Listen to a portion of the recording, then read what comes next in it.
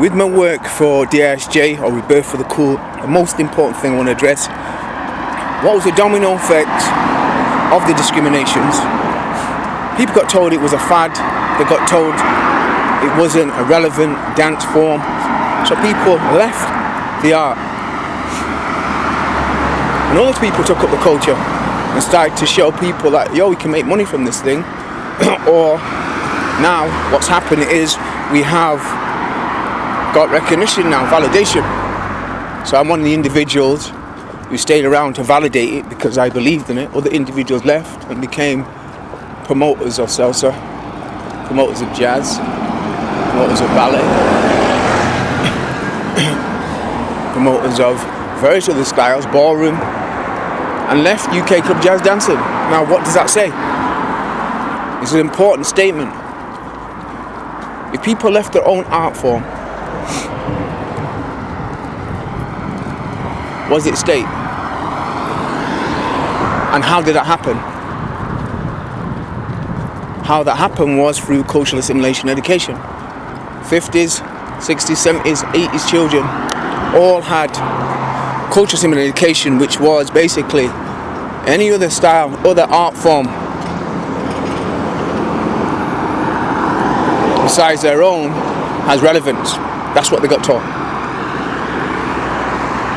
And if you look into the work of Mary Schoenberg into the modern dance work, the modern dance work is very important for the reason prejudices are shown there clear as the day is long. The right that ethnic dance, because that's what it was called, ethnic dance is a functional dance. It doesn't have a purpose beyond the emotive, and the emotive in Europe was looked at something that's primitive. That's how it was related to what's important.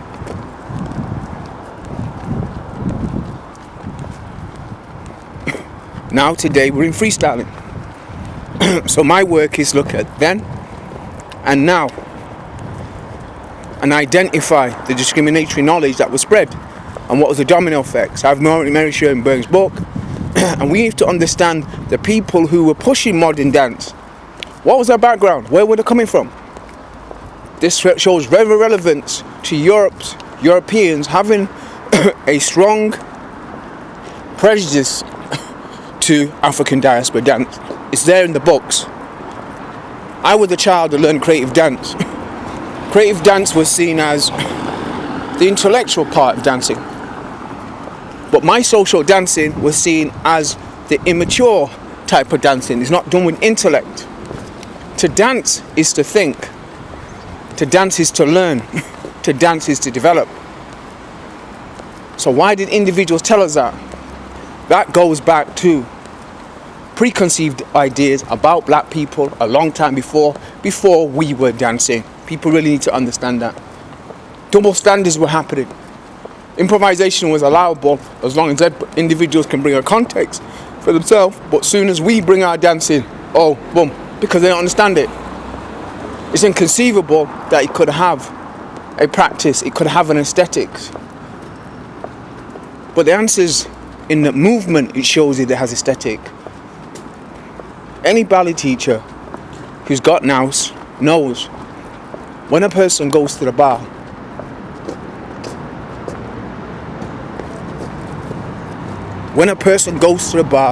as a person who's done ballet, you can tell the person's technique. You can tell who's trained by who by the way they move. So, example, if urban dancers came into a studio in the 80s or 90s, I could tell where they've been trained. I could tell where Northern dancers have been trained. I could tell where London contemporary did. Why? Because it shows in the movement. What happened within black dance world is historical. If you think about the dance theatre of Harlem. Dance theatre of Harlem came why people made all sorts of nonsense about the black body can't do this, black body can't do that, black skin people can't swim. That's a load of nonsense.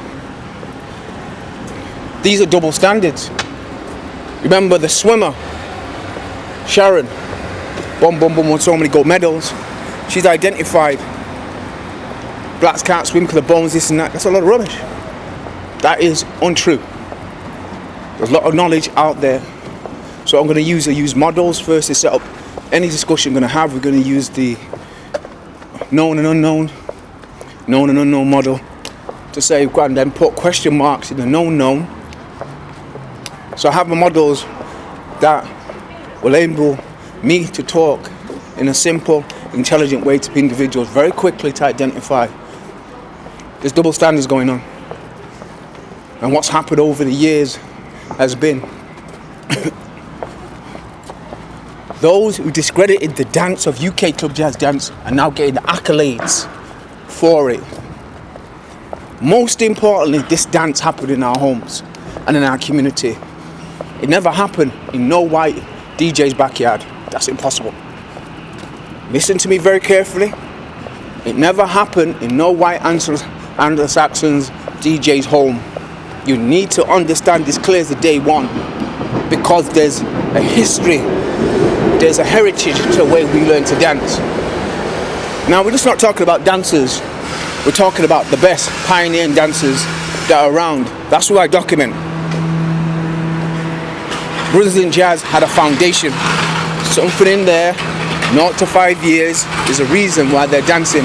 And I'm going to tell you straight away, one thing guaranteed, they all came from culture creative backgrounds, and they're all very good sportsmen. Because you could have never done this art without sports already.